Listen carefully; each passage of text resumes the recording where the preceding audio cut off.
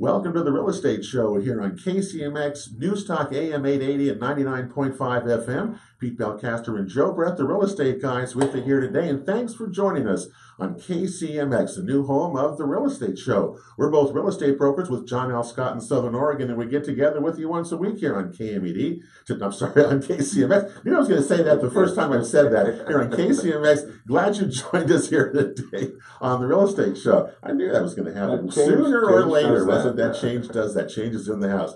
Today on the show, we have a terrific show lined up for you. Two fellows who are here to talk about the market and about alternative housing. Alex Arenson is a broker with John L. Scott's been on our show before. Nice to have you here. How are you doing? I'm doing great. Thanks for having me back on. Yeah, it was terrific to have you here. What's the market right now? Before we get talking about other things, just tell me your impression here as we're coming through. Starting the month of March now. What's going on with you and your business? Market is hotter than ever from what it seems. Everything below 300K seems to be swiped up like that if it's priced reasonably.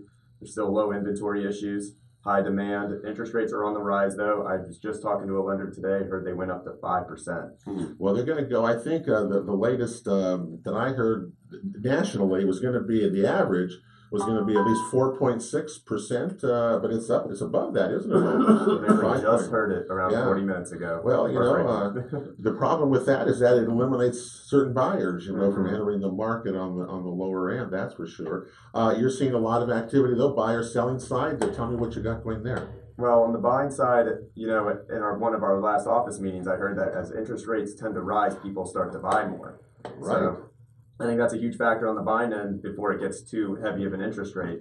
And then on the selling end, a lot of people are listing with this low inventory market. They might be getting a little greedy, is what I'm seeing. Especially, maybe it's just my sellers. Well, I think last week, Patty Millen and Trevor Boucher were in here. Remember that, Joe? Yeah.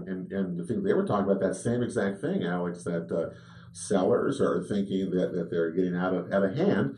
Because if you looked on the statistics pages, the one interesting stat that we really wanted to point out to you is that sellers were getting less than 95% of their asking price during the last period, which is less money for them, more money for the buyers. Which is coming down. What do you think that reason would be?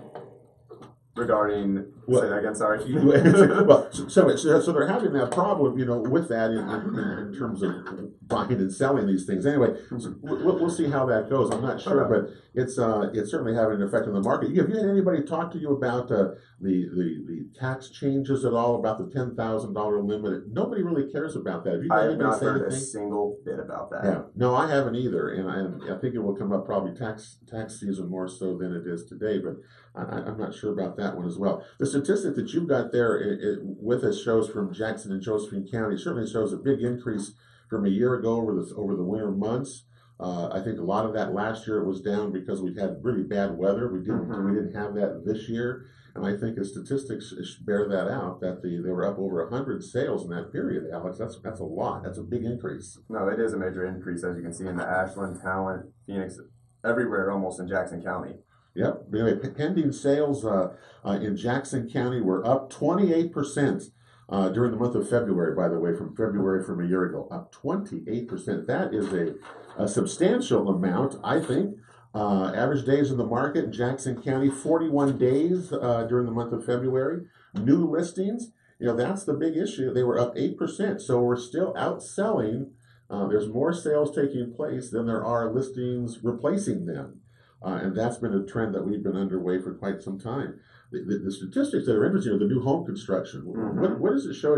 What does it show you there from the two areas of new home construction during the winter months? It's really I don't know what it would be. You see that? I'm trying to look for it, but I remember last time we talked about it at our office meeting too. The new construction is what's interesting about it. Let me just take a quick peek around this side. I think it's between that and the area of distressed properties really here. New home sales in Jackson County were 66 during that 3-month period, 52 a year ago, up 50% in price from 5 years ago, and the median price of $317,000. We had a lot fewer rural property sales, by the way, in December through February this last year in Jackson County. Their value, though, is down 3.7% overall.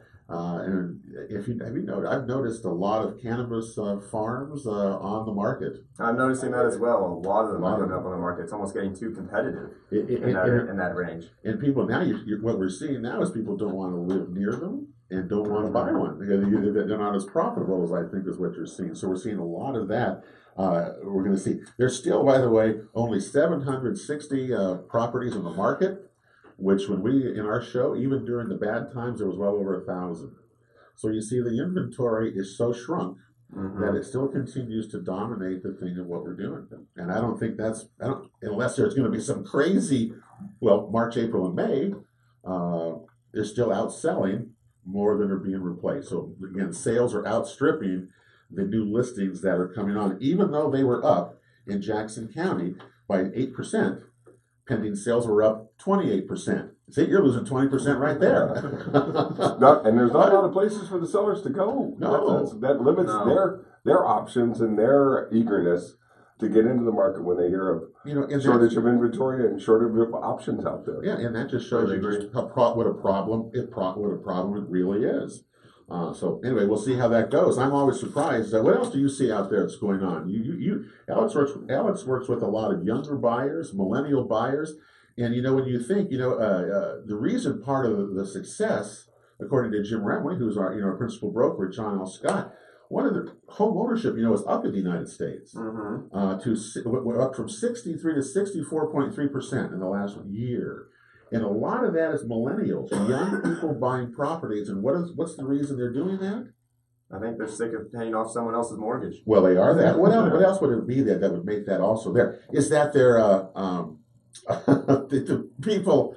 Anyway, there's a big problem out there with that, and they're beginning to hopefully figure these things out. Well, there's multiple things they're thinking about. I'm one of them. That decide to buy a home, and I think the interest rate starting to go on the rise is a big thing before they can even, once it hits 8 to 10, they can't even qualify. They don't have that much down. And remember, monthly. Right. Part of the thing is that they have jobs. The economy is doing so well that the millennial generation is able to buy a house now. I've got clients who are in that exact position, doing that exact thing because, as Alex said, they've been paying and renting. And they can now afford to buy a house more than they can rent because the rents have gone sky high. Yeah. And look at all the protests going on around rents increases in our valley. Yeah. It's not a very pretty picture at all. And what else stands out? And I always like looking at these just to tell buyers and sellers the areas that you're doing. In the snapshot, why don't you hand me that sheet up in there? In the snapshot that we have of Jackson County, this is by price, and this is what the month supply, which we go by that a lot. It's still, as Alex points out, Joe, in the 150 up to 350,000 category throughout the county, there's only a little over a month's supply. That has not changed much. It's maybe gone up a little bit, but not very much. And my 3 buyers I'm working with in that category have experienced that for months now, literally. Right, they're all in that big category, aren't they? 350 to 500,000. There's a 2.2 month supply across the county. But when you go up into the luxury market again, you've got 9 months, 6 months. You've got a lot supply. So we have 2 different markets going on at the same time here. You got a crazy market going on down below, which would you have a seller's market at that point because sellers are getting most of their price. But once you go up above 500,000, it's a buyer's market because of the inventory that's out there. And so you got 2 different markets going on at the same time. I think it's kind of, it's interesting how that's working. You think that there's anyway, I find that to be a good, healthy thing. Right? I think so too. Right? Well, we'll see. I'm not sure how far it will go, but we're going to find out, right? New listings. The interesting part to me about new listings and what's been selling, it's all over the board. Each town, Ashland is different than Medford in terms of those stats and what's selling and what's not. And there's no one particular area that seems to be higher or lower than the other. They just kind of continue to go. Just this week, even in the Mail Tribune, they were noting that the new home prices are continuing to climb and to rise. And again, it just kind of puts pressure on the buyer's market out there unless you're coming with a bunch of equity or you're coming here for one of the really good paying professional jobs. Boy, those homes are really getting up there and out of the reach of a lot of folks. Yeah, well, month supply of inventory from a year ago is down 31%. That just continues to tell us why we're seeing higher prices, and the pressures continue on. And statistics never lie. I always say we can always speculate and interpret them differently, but the statistics themselves certainly don't tell us a story of what's going on in our valley. Well, Sean Maroni has been standing by quietly as we've been yapping over here, and Sean is the owner of Southern Oregon Tiny Homes. And we met you last year because you came in with Alex, right? Because you two had some sort of a relationship. What was that going on? I used to have a duplex listed that he inquired about remodeling. That's how that went. Yeah. Yeah, I was looking at diversifying a little bit, and since then I've been pretty busy with the whole tiny home market. Hearing these statistics about our housing market right now, I mean, it's a perfect storm for smaller houses. Yeah. Well, we sit here year after year now. We talk about alternative housing. Where do you go, Alex? Where does a young person go today to buy housing? Or what type of housing are you going to get that's out there for a young person or an old person wanting to downsize and things? White City. That's where they're looking. But what's out there? Not much. I mean, up to 220 is normally a first-time home buyer's look. And, I mean, you can't find a 3.2 unless it needs fixing up or if it's in a bad location. But they're all still building, 3.2s, right? 3-bedroom, 2-bath houses. That still seems to be the thing. I mean, even though people are clamoring about alternative housing, is it changing, Sean, from you were here a year ago? Is there more awareness of it? Tell us where that stands in your mind about kind of the perception of smaller housing, tiny houses that you're involved with. Yeah, I think a lot of the impressions are getting that tiny homes are really an answer. I mean, people are really looking for something that not only is efficient and is new, which you can't find as much obviously in the market right now, but just something that you can comfortably pay for. I think there's a lot of openness for this younger generation to be able to own something that they can fit in and start with. I mean, even if these aren't forever homes, for some of these people, it would be way better to start a little cheaper and get your feet wet than starting in the $500,000 category. Well, they're priced out of the market. I mean, and Alex, you said 5% interest rates now, roughly around there.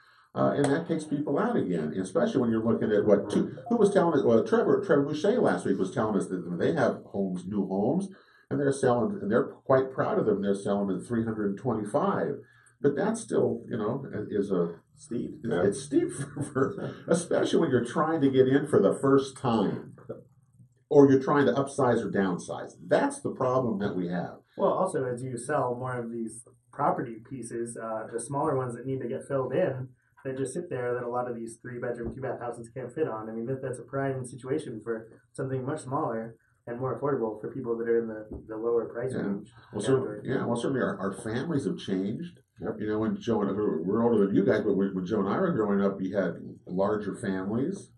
You needed 3 bedrooms, two baths today. Alex probably when he's our age, you're going to have different family style. You guys will have. I mean, everything's different, right? Yeah. And so but housing has not changed very much. It's still the same kind of 3 bedroom, 2 bath, 2,000 square feet or whatever it is, and we don't have anything left for anybody else, and that's really a big problem. Okay, so when people in the valley think of tiny homes, they're going to immediately go to Jackson County's venture, with the homeless. Yeah, and that's not. I'm sorry, the city of Medford. That's not what you are about. Yeah, those are. Those are tiny homes in the loosest sense. We definitely build them with more home luxuries. We have full bathrooms, full kitchens. There's a lot of different. It is a totally different situation. They aren't just for homeless people. Small housing is not just for homeless people. Right. It's definitely for people who want to afford a life that are not in that upper echelon of buying power. I mean, they have to get. You have to start somewhere, and you have to be able to afford it on a lower income. And I think this is definitely an answer to give them some sort of feel of home ownership, because I think that's a very important thing to keep our community up. All right, tell people what a tiny house actually is. For what we're going to have a break coming up here, so hold that maybe. But what is a tiny house? What are they? The amenities that go into them, because that's what we're talking about, Joe. Remember that we were just shocked when you were telling us when we first heard about them. Because they're more than the impression that people have of them, don't you think? No, and does it change? I could see one in my future if I don't live full time in the valley here. I'd love to have a little place to come back to that I could just land in for the summer months and my favorite months here, and then be gone to Arizona. So I wouldn't, it would be feasible to have a second home that just could serve your needs in a very you're comfortable way, but not take up all the mortgage and all the you're talking maintenance and all the things that go with that. But you're talking a second home, and that's okay. But we're talking primary. Well, I've got another tiny home in Arizona, is what I'm saying. I want it each end. All right, we got the break coming up here. The Real Estate Show. We're with Sean Maroni and Alex Arenson. We're talking tiny homes. We're talking the real estate market. A whole lot more when the Real Estate Show continues here on KCMX after this. And welcome back to the Real Estate Show here on KCMX. Pete and Joe, the real estate guys, with you here today. And thanks for joining us on News Talk 880 this weekend. Of course, you can check out any of our past shows at realestateshoworegon.com. They're all there available for you to watch. We hope you do. We had some terrific shows in the past months that are all out there. Of course, now we've switched into video too when you go to the Real Estate Show Oregon. So haven't we improved, Joe, over there? We're either getting smarter or dumber. I'm not sure which yet. Technology is helping us be smarter. Yeah, so you're going to have those problems. Our guests today have no problem with all this technology stuff we talk about here on the show. We're talking today about tiny homes and alternative housing with Alex Arenson, who's a broker with John L. Scott. Been on our show before, along with Sean Maroni from SO Tiny Homes, who we met a year ago with Alex and talked about alternative housing and what was out there. And, it was so surprising because we didn't really know anything about it. And what we've learned from Sean has really been interesting. And Alex, you haven't sold any of these, have you? You haven't done that, yeah? I haven't had the pleasure yet. I haven't either, but I sure talk about them a lot. Mm-hmm.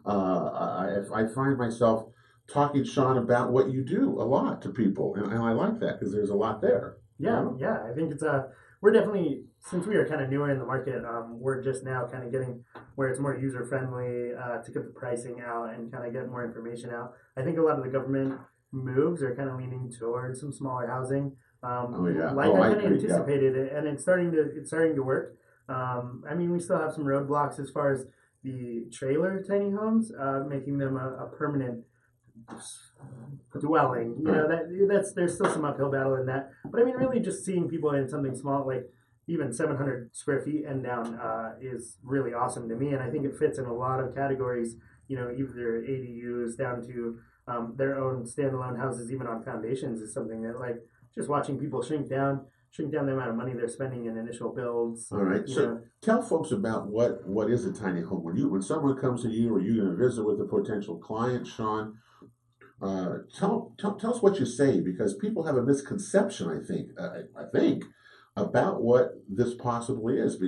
So tell me what you tell folks. Well, I think a tiny home can really get broke down into two classifications depending on what you're talking about. Okay. You're either talking about the tiny homes on wheels, or you're talking about them on a foundation. But I really feel like the classification should be, like, in my world, under 700 square feet.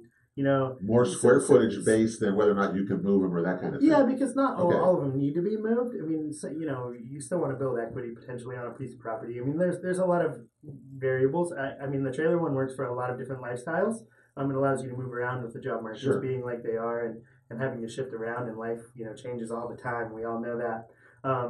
So that both of them give you full amenities that you would have in any other kind of house. You get, and plus you get new electrical, new plumbing, brand new, well-insulated walls and windows. So even when you're on a trailer, you still get a house fully built, just like you would anywhere else.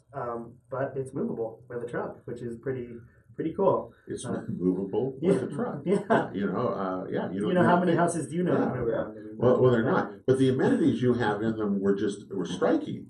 And some people, people order. Really, no. It's what? What I'm hearing is, yeah, I could just put my tiny home on the truck in Arizona and bring it to Oregon to my lot here. Yeah, I don't even need one at each end. Yeah, absolutely. I'm with the same one. Yeah, and actually, we got really lucky. We got a break. We're going to be on DIY and HGTV network. Excellent. The DIY one will be showing on March 29th. We're on Tiny House Big Living, which is pretty awesome, pretty amazing for our Tiny company. House Big Living. Yeah. So you actually get to see a local one that gets built on national television, which is so you're going to be awesome. You're going to be building one of these houses on national TV for people. Yeah. Right? Yeah. Wow. That's pretty. And it cool. got set down in Grants Pass, and we got to do the whole filming thing, which was super amazing to get. It's kind of surreal. Have the camera crew come out and do it. Yeah. Yes. And we got to. It's cool because we get to show people even in Southern Oregon and broader range, what we can do and what the amenities actually are. And we got to do a really cool one. So. Because that's always one of the big things, right? Alex, is amenities in homes, right? I mean, that's what people really want. Yeah. All right. So, what kind of amenity? If you're talking a tiny home is roughly 400 square feet, is that what generally? On wheels, yeah. And the one we built was 400 square feet. The one on there was. Okay, you're built a four, and is that the more or less the I don't want to say the average? Is that what the demand is, or the market is doing, or are they a little bit bigger? And the reason I asked that, Sean, Ashland's new ordinance, the new cottage housing ordinance, has them at 800 square feet or less. Is that reasonable to you? Yeah, I think that gives you plenty of room. I mean, if you gave me 800 square feet to design it now, it'd be a mansion as far as tiny. Because you're used to you're used to the smaller one. Yeah, I mean, I can cram a lot of stuff in 800 square feet. Let me tell you that. I used to think like 400 square feet would be maybe a challenge, and now I'm like looking at designing some of them in 200, 150, 170 square feet, depending on price range, and it's just amazing what you can fit in that space. So when you get into 700, I can make it feel giant. All right. Now, Joe, you go to, we always give Joe heck because he goes to all the planning commission meetings, from here to Grants Pass and Medford and Jackson County. Anyway, this has come up now a lot. I mean, this is not, you used to never hear this, right? Now you hear more about this? Yeah, our communities are addressing the need for housing, how they can best use the space. They just went through the urban growth boundary exercise for all of Jackson County with the regional problem solving. And what we found out that the projections for growth are going to overwhelm even what we put aside for the next 20 years and even in some of our 50-year plans. We've got to be proactive and looking forward to how we're going to accommodate the people that are going to move here, the people that are going to just be born and stay and grow up here as well, as our population grows. I'm waiting. Who's going to be the builder? I'm hoping me. I'm actually excited to hear. I'm excited to hear the numbers and hear the way planning is working. Okay, well, it's good to hear. But who's going to be the builder then? Maybe it is you, Sean. Who's going to be the first one to actually put in a neighborhood or something, a development which includes some smaller homes, smaller lots, smaller places? Nobody so far has come forward, right, Joe? Is that right? Have you? Not nobody's that I know that are in the works. We have been working. I have two customers right now, one in Ashland and one in Medford, that are approaching the city planning department to put one in as an ADU permanently. So I'm going to be watching that closely. I'm also pretty deeply involved in that. And it seems like with conditional use permits, to run one at least, to see how it goes. I think it'd be good to at least get one as an ADU. And then I think you start breaking down the barriers with it. And I think ADUs are where the most attraction is right now. It's additional dwelling units on those things. Alex Arenson, how much when you sell, does an additional dwelling unit add value to properties, or do people care about those, or is it too much? You think about ADUs? What do you think? Most certainly does add value to the property. I mean, to not only help on your mortgage, but for like a mother-in-law suite, to have separate access. I mean, they make it into a shop. It's just a whole new house in a person's eyes. Yeah. But there's not a lot out there, are there? No. When you think about all the houses that are out there, I mean, and we go on tours all the time, you rarely see additional dwelling units on them. But we need them so badly. Yeah, I think that has to change here pretty soon. I mean, we're as far as property is going, with the market being like it is, some of those millennials that can't really move out still need a place to be, and they don't want to live at mom's house forever. And not being able to find a house to get. I mean, there has to be other options, and I think we need to start opening our eyes to a few more like options in that. As long as it's not like the grandparents' property or backyard. Yeah, that's a little too close to home. Well, I'm just thinking that people who have some space, that additional dwelling units, if you want to, the thing is, government is coming this way now. A year ago when you were here, I don't think we talked much about it. We just heard about the homeless camp, or the homeless deal, the village. Right. And now we see a lot more activity taking place. Ashland's new cottage housing ordinance, 300, I was in a place with 320 square feet, and you can sell it. You can sell that little piece of property off now to encourage home ownership for single people or people who work, who can't afford to live in larger homes. It's going to create a whole new market, Joe. I think it's going to create a whole new market. I really do. City of Medford had just formed a housing advisory commission that's going to look at issues like this and try to move those Forward. onto the council's radar so the city can remain to be proactive. They've got a construction excise tax that the council has passed that really is going to generate opportunity for affordable housing through the Jackson County developments, some of the housing authority. But we still have some needs in the private sector development. Yeah. You bought the city of Medford's line, didn't you? That we're going to tax that new construction because it's going to make more new construction. See, I'm not on the council. I didn't cast that vote, nor can I say that I would have been looking at that pretty hard. Yeah, well, I was going to say with friends in the industry that we know. I can hear Brad Bennington next time he comes here. You can have a coronary over that. Yeah, well, because it's too. You tax. Anyway, but that's a whole other thing. I'm just worried that still nobody's come forward until someone does, but it's going to create a whole new real estate market, these cottage industry, cottage things, and especially if you can sell them off, as you can in action, you can sell the different pieces off, which is, to me, kind of, it took me a while to understand that. But again, small houses, they got to be 3 to a lot, they got to be no more than 800 square feet, is the Ashland ordinance. And Medford is following suit there because you can't keep spreading out. You can't keep building what people, I shouldn't say that people don't want, because Mahar is selling every house that they build up there. It's sold.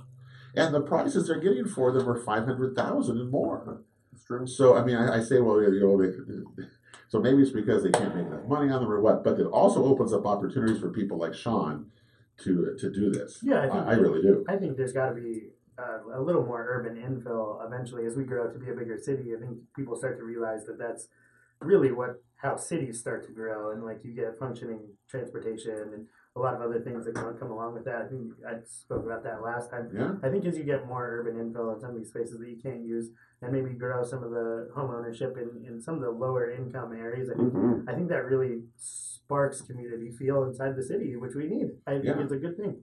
Well, it's happening. It's going to happen. It's going to continue to go. Medford certainly has a lot of space infill. So does Grants Pass.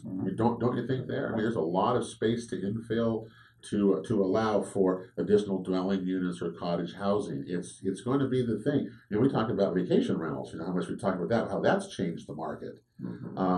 Cottage housing is going to change the market again. It's going to give more people opportunity to own housing if that's what your goal is. You're right too. I can't wait to see who the first one out there is to take a piece of land and put a little tiny development together, a little neighborhood there. And it's going to be well received and it's going to sell. And people are going to. And don't think that they don't have it. Start a new era. When we were in Newport, of all places, over on the coast, a development outside of the city that I drove up to, it had a mix of those units. It had a whole front of small, very tiny houses. I think there's like 6 or 7 of them, and then they got bigger as you went around the development. Yeah. So they are happening around, and I'm sure that they will sell. Well, I wish I could sell a few of those. I wish I had some to sell. Yeah. Alex wishes we had some to sell, don't you? Because we can certainly do a lot with them. Amenities you talk about in these things, you really can get anything you want, right? For the price, right? Yeah, you get all the same things. We can fit dishwashers and washers and dryers and bathrooms and full fridges, the whole deal.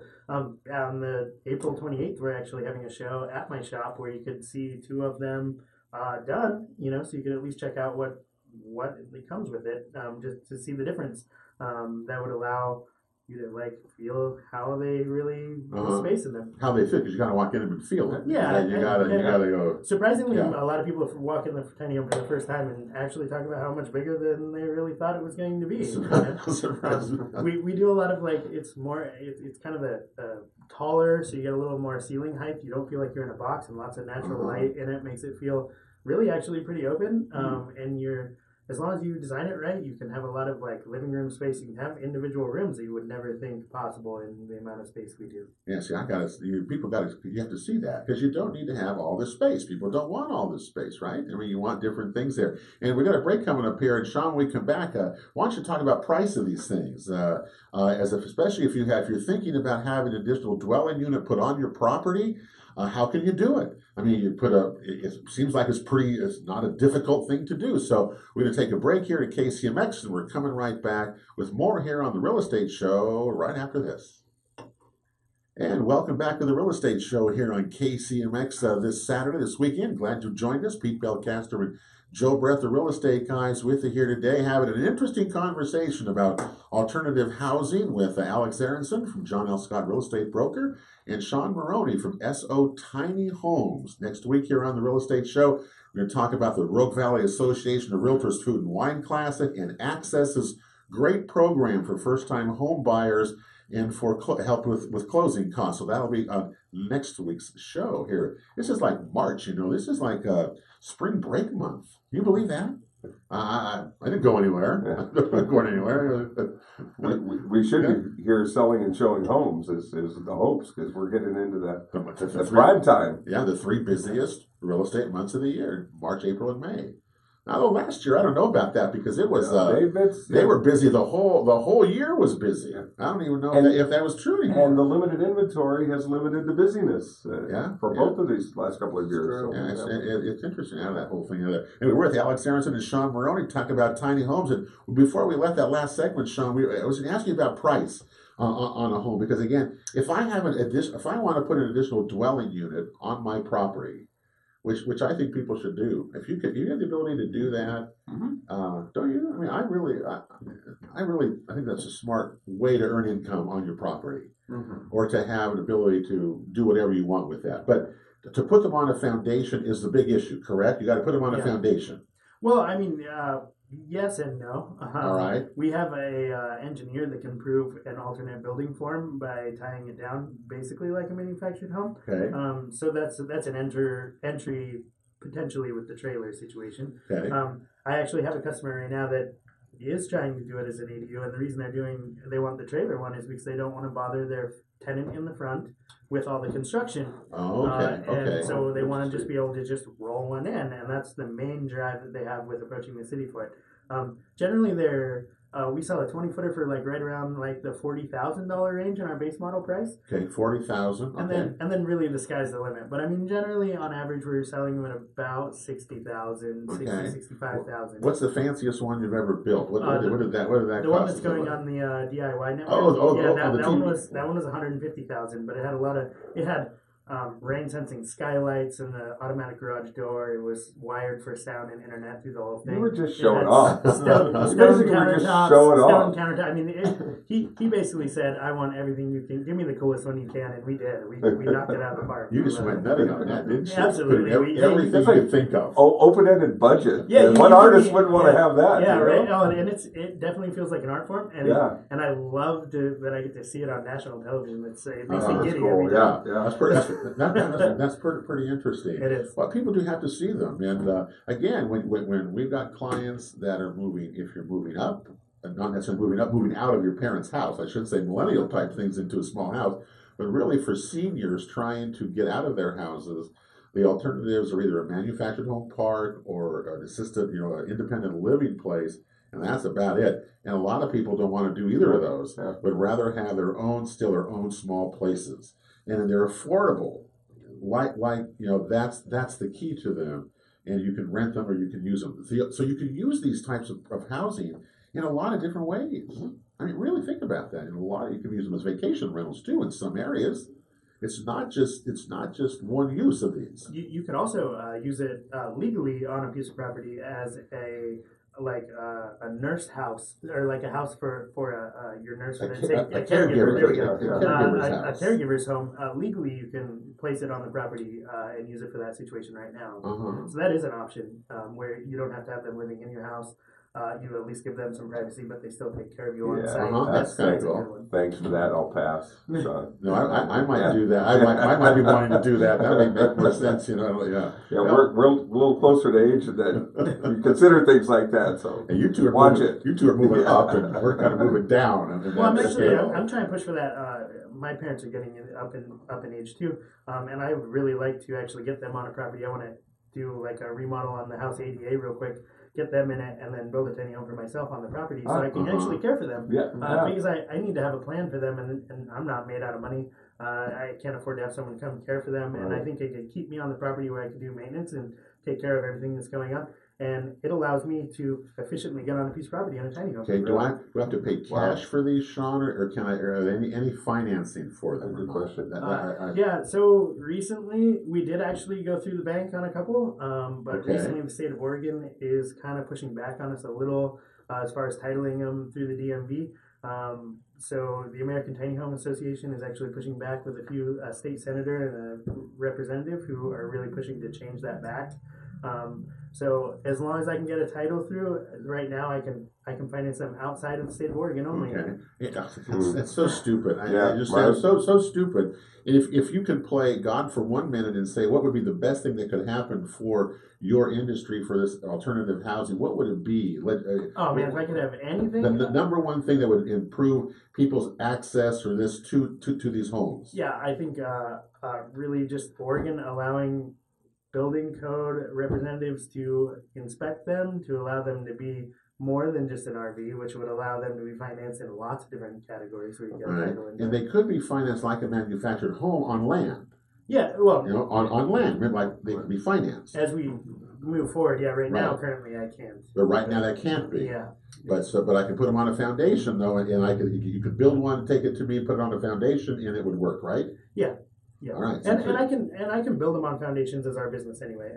We're a licensed contractor, and Okay. we're willing to do them on foundations locally in the Rogue Valley. So that's also an option. See, I think that's where I don't know, but that seems to me that's where that's going to go is foundations on ADUs on property. Yeah, I mean, does that make sense? Yeah, I and think not everyone so. wants to move their house around either. And No. and so like you actually potentially gain more value on a foundation situation if your life is more set to be here specifically. And we're totally open to that. I just want to see people in small houses, so I'm willing to do anything I can to get them in it. And Joe, the biggest expense in putting something like that in an ADU, you know what it's going to be? It's the permits. Yeah. Yeah. The cities are going to just whack you on permits. It'd be more money than it will be for the cost, I'll bet you, of that of the actual. Well, that might be, house. that might be a stretch. Do you think I'm stretching that? I think it's like 10 or 12,000 something. Ooh, yeah. You know, I that's think still the a lot. permit That's still a cost- lot no, of no, money. it absolutely Right, is. yeah, 10%. yeah. I think this Right. actually chokes out the ADU market Yeah, a little bit. yeah. I think they need to Very well reassess could, that yeah. because I think long term, I think it helps them out a lot more than the initial permitting Sure. cost. Yeah. of- Well, you Yeah. certainly Yeah. on ADUs. I'm not a city official either. Yeah, well, on ADUs, We have to you run got- you. You have the utilities all go by the property there. So, Yeah. but still, I can imagine what the permits would be on that thing. Okay, well, we're going to be out of time here, so I want Sean, you just tell people again what your stuff is going to be on, how they can find you. And Yeah, you got a number of events coming up, so you want to make sure that people get them down. yeah, we'll be on the DIY station March 29th on Tiny House Big Living Season 7. On April 28th, we're going to have a show at our shop right behind West Coast Appliance.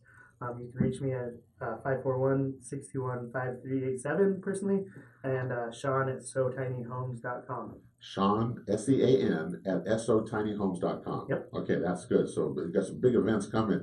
Good luck with those because you're really doing, I enjoyed meeting you last time. I thought what you're doing is so needed. And Now you're national. Now you've blown Yeah. up. Yeah, I came from a garage 2 years Yeah. ago. Yeah, that is amazing. And Yeah. Bedford, to That's be on national cool. television That's 2 years a great later. story. It Yeah, feels it good. really is. We'll Yeah. see the It's market. really amazing. Yeah. Yeah, the market's coming to you, and good luck with Yeah, that because that's really good, and you represent all of us well. And we need them. We really do. Alex Arenson, you're back out there hustling every day. Trying my best at the A least. lot going on, and I know that you're busy, and you got you.